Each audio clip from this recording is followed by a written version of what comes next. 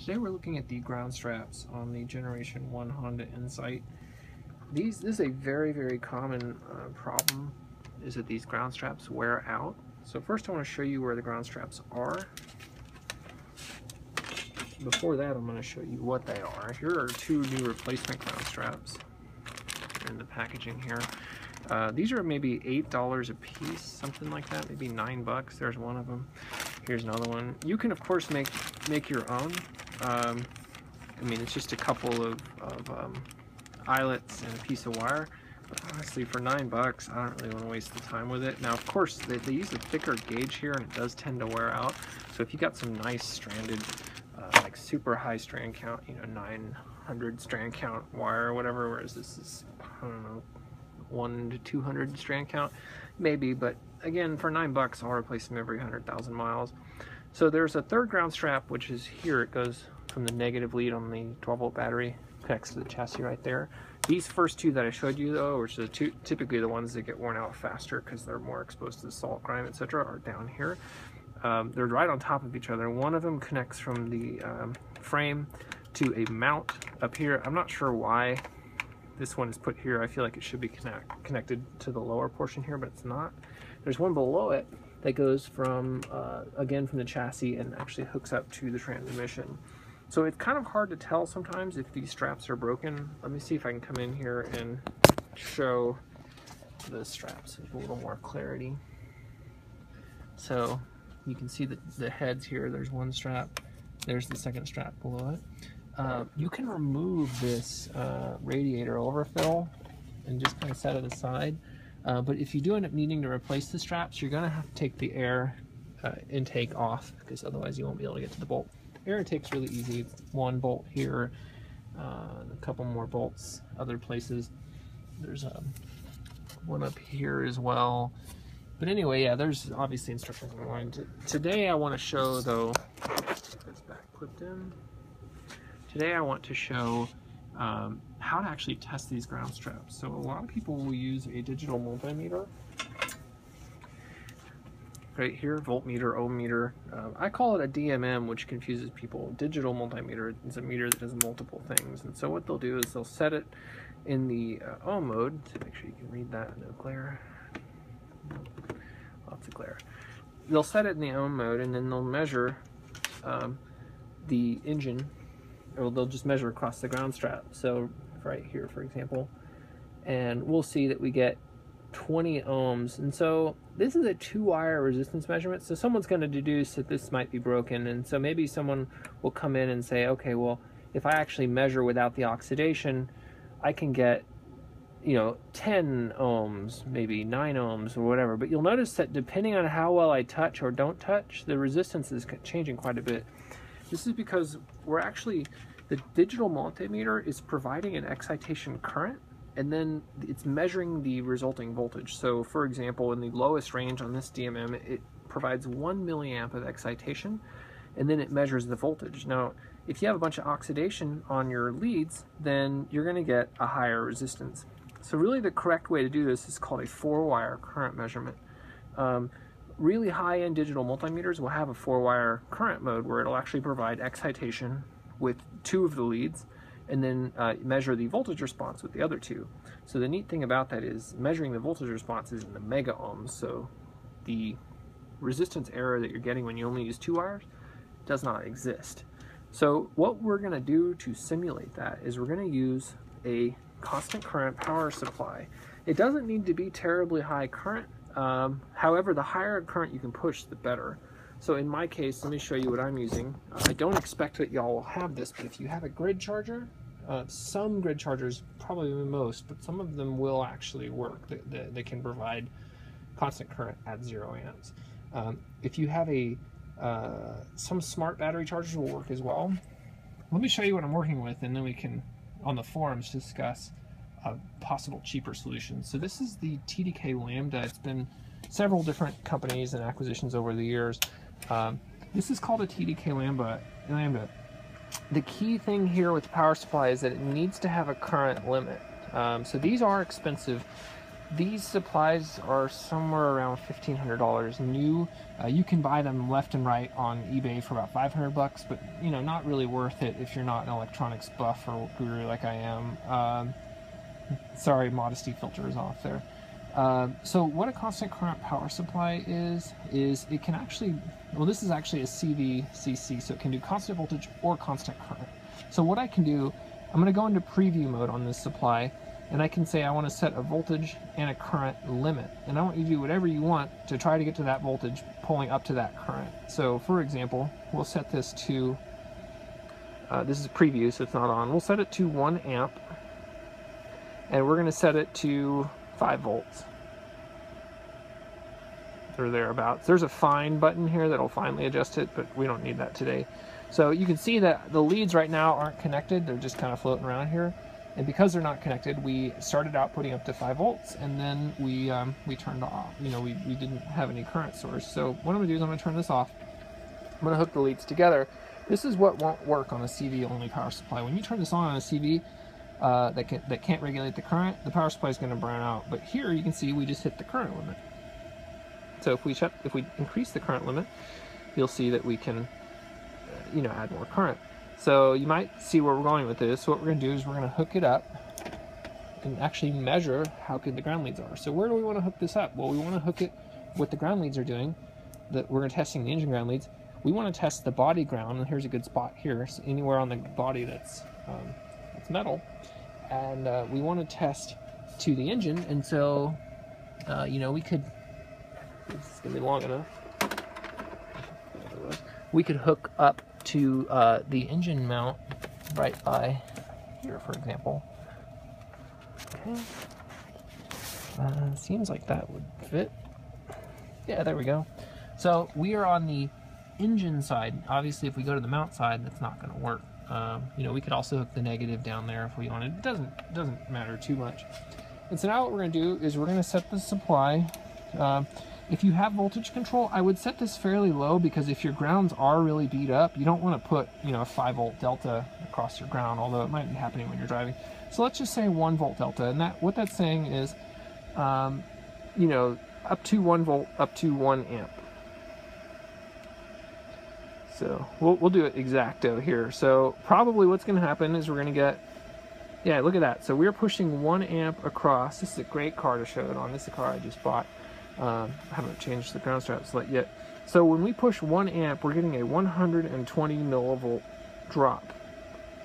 But again, we're only using 2 wires here. So actually, to do this correctly, we need to measure the voltage. Let me pop this back in. Okay. So to do this properly, again, we need to measure the voltage. We're still pushing that 1 amp across. It's probably fairly accurate. We need to measure the voltage elsewhere. You can't touch it. Oh, you can't see that. Hold on, let me boom this. You go like that. Okay. Well, it's going to be just barely in frame. What we're going to do is we're going to measure. Don't measure where you're dumping that current in. I really need y'all to be able to see this. Okay. And we'll focus over there. Okay. If you look in the very bottom right corner, I'm trying to show you can't measure the voltage directly on the thing. You'll just touch somewhere else on the frame and somewhere else on the engine. So there, for example. Let's try there. Here's the one where it needs to not be oxidized. So you can see the voltage is very, very low. So I'm going to actually go down into the millivolt range. So I'm going to cram that guy in there, and I'm going to push that guy solid there. We're going to go to a very low range. So here's why you might need more current. Okay, come on, let's go to millivolts. Okay, so we're only getting 4 millivolts drop across this thing at 1 amp. So that's actually fairly good. We could try pushing more current. So you know, we could push up to 10 amps maybe.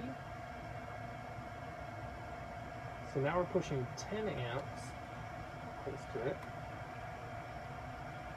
So we're pushing 10 amps, and we're measuring 0.7 volts with the power supply, but here we're measuring 34 millivolts. So that is a 20 times less actual error. So we could play around with the ground straps and see if they're kind of worn out. The ground straps on this car are actually in better shape, but if you measured the resistance before, you might be you might think it's problematic.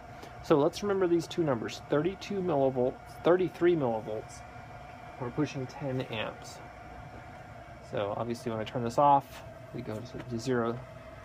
So let's grab our calculator. We're going to use V equals IR. You do this in your head, but I'll show it to you here. So we measured, can you see my calculator here? Ooh, lots of glare. We measured 33 millivolts, and we were pushing 10 amps, which means 3.3 milliohms, which is the same thing we measured at 1 amp. So we could see when we dial back to 1 amp, it makes sense that the resistance isn't changing because we're not heating it up appreciably. So, okay, now we're pushing 1 amp again, so 3.3 milliohms, which is very, very low, is what we read. So these straps are actually in decent shape. Okay, so let's measure again. Now that we're pushing 10 times less current, we should measure about 10 times less voltage. So now we have 3 millivolt, and that's basically the end of the range, and we're dividing by 1 amp, and look at that, it's still 3 milliohms, so still fairly low. So these ground straps are actually pretty decent, which is nice. So, you know, you could replace them.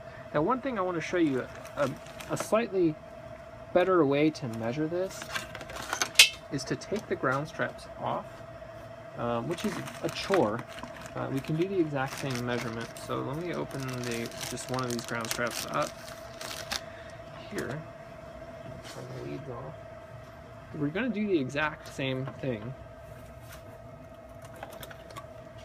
We're going to hook our current excitation source to one end. So I just took the ground lead off. Obviously, you don't need to test a brand new one. So this guy's just going to sit here, and we're going to just output current. Is that visible? Yeah, okay, sure. I'll say yes. Sorry about the low light. So we're going to push that current through again. So we're pushing 1 amp. Now here the DMM is only, I'm sorry, the power supply is only saying 20 millivolts. So already it's thinking it's better. It has a slightly better contact. So we're pushing 1 amp. And now I'm going to measure the voltage across. My guess is we're probably not going to be able to measure any voltage. And because I'm lazy here, I'm going to grab some other clips real quick so I can do that on there.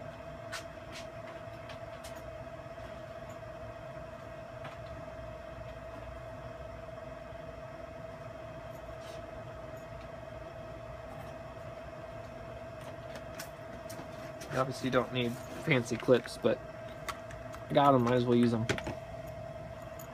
Let's hook up. This is so we're going to basically hook the voltage up to one end here. You got to make sure that the current excitation does not touch the voltage measurement because it will add a lot of error, which I can actually show you in a minute here. So check it out. We're pushing, is that visible? Let's get that right angle so you can see it. Lots of glare everywhere. There we go.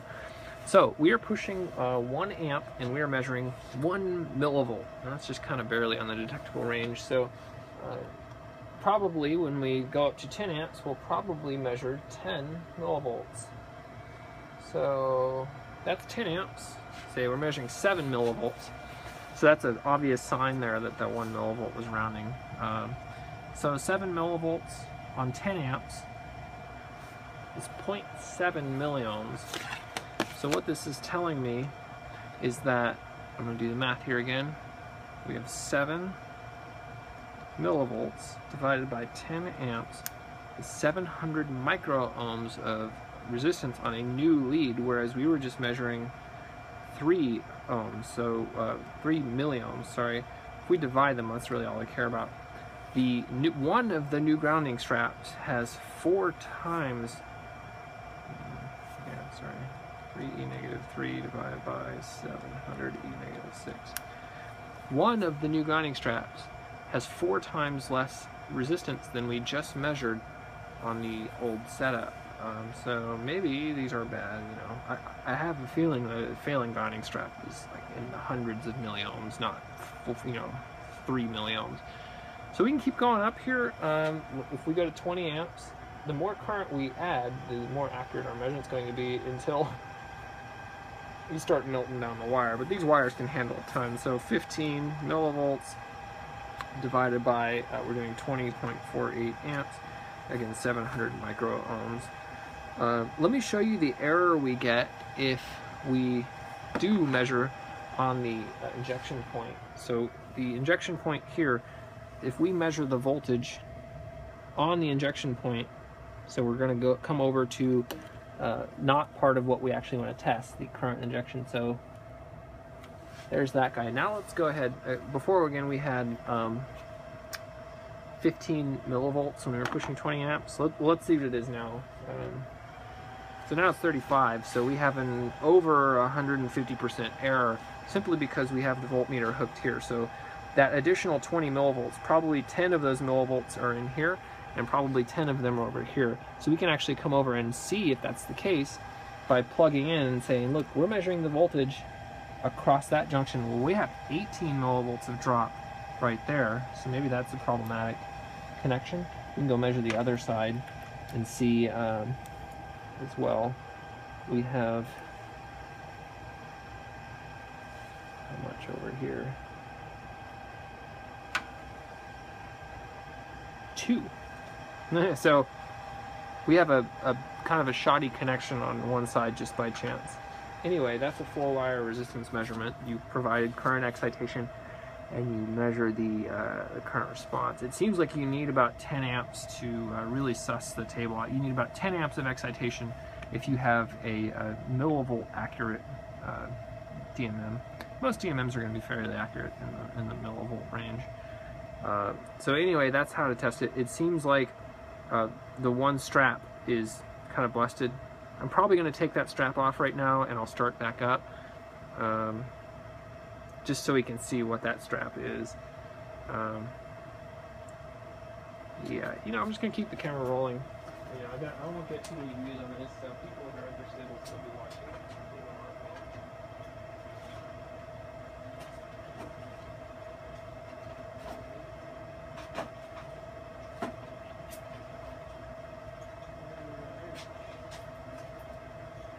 So a lot of times these bolts break.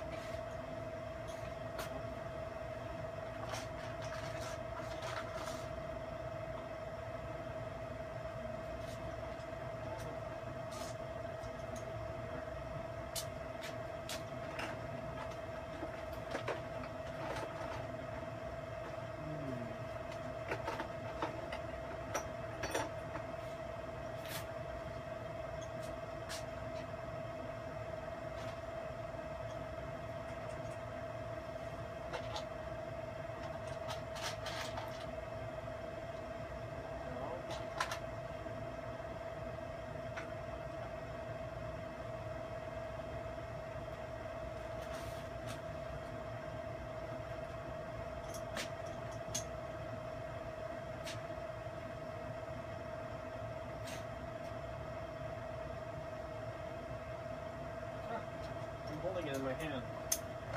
You know, I'm not going to edit this because the video editing software I use is really old, so if I have to use it, it takes forever to convert. And so usually I just upload the main video so I don't have to deal with it, because I'm not looking for, you know, an Academy Award for video quality on a technical video. This is a fairly low mileage car. So this bolt did not break, but a lot of them that I've played around on, the bolt actually breaks. So we're going to just test this top strap. There's one there. And here's why you have to remove the air filter, because otherwise it's really hard to get to that other bolt. You can stick a open-ended wrench in there. That's good. We'll get to remove the air filter. I'll have to do it eventually anyway.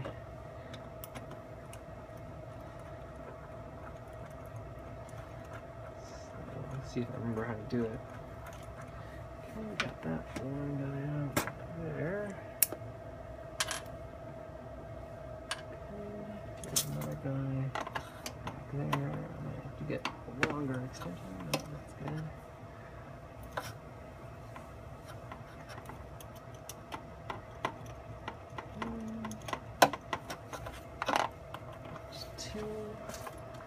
Where is the third one? Oh yeah, I remember how annoying this is now because it's got this little electronic thingy over there. Okay. Let's put there. Move this out of the way for now.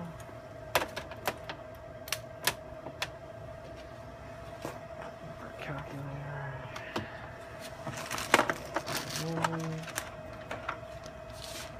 Man. Okay, somehow in the process, I just moved. Okay. I was going to take it off, but I'm not now. I'm going to just unscrew that. Oh, big move. Huh. Wow. That looks smooth. Got some loose stuff going on here. Okay. So, that is what I'm going to be able to get away with. Okay. The lower strap is further down there. There's the other stuff, you got to take this off. You push this with a vice grip. You take this guy off. That spring, if it comes undone, is a real pain in the butt to get back on. What I typically will do is take a screwdriver and flip it over this lip here and then just push it down there. When I'm done, I'll move it back. That's the easiest way to do it. This guy has to come off as well, and there's one more bolt. I think it's maybe it's hiding under the air intake piece here. But yeah, you got to take the whole unit off to actually get to that lower ground strap. But for the point of this video, let's come back. Again, we measured 700 micro ohms, 732 micro ohms on a new ground strap. Let's go ahead and do an old ground strap. You know, old, but it's on a low mileage car, so wish I'd kept some of the real bad ones I've recovered over the years. A little bit of copper in there. So again, I'm going to hook the constant current power supply up here, which is off, but if you set the voltage low, you're not going to have any risk of getting hurt. Set that across, make sure you can still see it. Yeah, that's actually a little bit higher than I thought. Okay, and then we're going to put our voltage source, our voltage measurement device on as well. Again, don't touch the excitation source. So we're measuring from this lead through the wire through there. So put those on like that. Go into the millivolt range there. Make sure you can see that. Okay.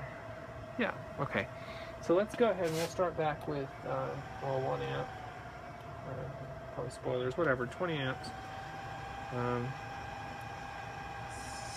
So I'm measuring no voltage, which is kind of unbelievable. I don't actually believe that. So what's going on? That's a good question. It's possible we just don't have any contact at all because of the oxidation. So we do need a contact path for this to work. So let's try that. We've kind of eaten our voltmeter into that in there. Okay. We got a little bit of a spurious signal there for a second. Okay. So even though the voltmeter has, you know, 1 mega ohm input, if you don't have any contact at all, this is moving. Okay, let's try that. Stay. 0 volts is a good starting. Make sure it's not touching. So obviously, if our meter's calibrated and accurate, we should be measuring 0 millivolts, which we are. You have the accuracy of this meter is probably plus or minus 1 millivolt. So let's put our current on now. There we go. So we have 40 millivolts at 20.48 amps. Good thing about learning to think is knowing when what the data you're looking at is wrong. So we have 40 millivolts, 40 E negative 3 divided by 20.48. So that's 2 milliohms. So this one lead is 3 times higher than what we measured previously. So is it bad? I'm going to say no. 3 times higher is still only 2 milliohms. So say your car's pulling 50 amps times 2 milliohms, you're going to get 100 millivolt difference. The car is totally good for that. When this would start being an issue is say you're getting above like probably 1.5 volts, and so 1.5 volts divided by 50 amps, for example. If you're measuring 30 milliohms, which would be, in this case, since we're pushing 20.48 amps times 30, if you're measuring 600 millivolts, I would start to be worried with 20 amps. If you're pushing 1 amp, which is what a lot of these benchtop supplies can do, it'd be 1.5 divided by 1 there. What is my brain? Sorry, is right. So you have 1.5 volts would be the issue divided by 50 amps that your car would be pulling, probably in a worst case return to ground, and then you'd be multiplying that times 1 amp. So if you're measuring 30 millivolts pushing 1 amp, then yeah, you probably have problems with the ground strap.